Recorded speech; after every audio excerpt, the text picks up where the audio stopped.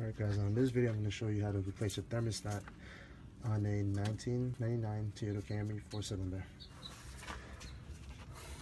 First, you want to drain out all the coolant that's in your radiator.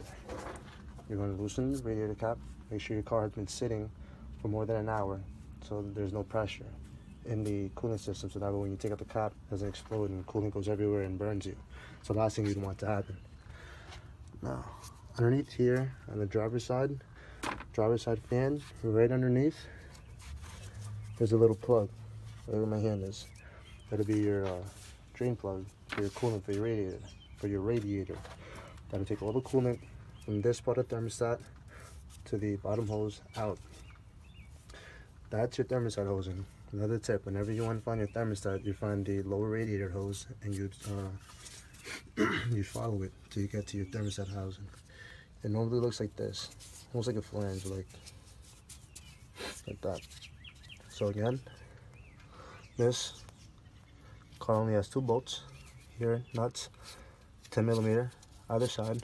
Release those, and this you have to replace, not replace, but loosen that, which is just a clip.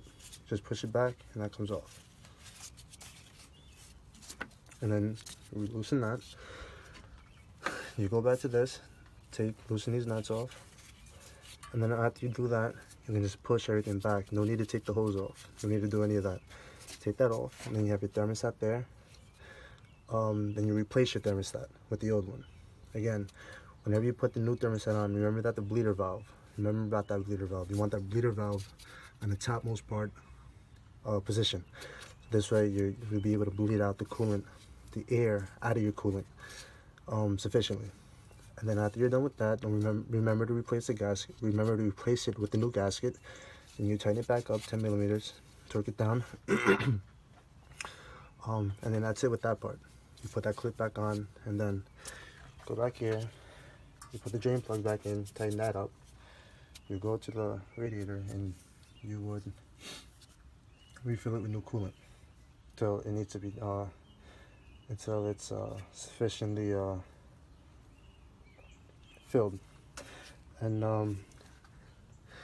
then you bleed it the same system steps that I showed you before.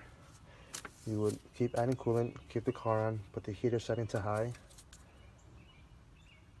and then you just keep adding coolant into the radiator, top of the radiator, until keep filling coolant here until there's no more bubbles that come out, and then that's it. You'll be done.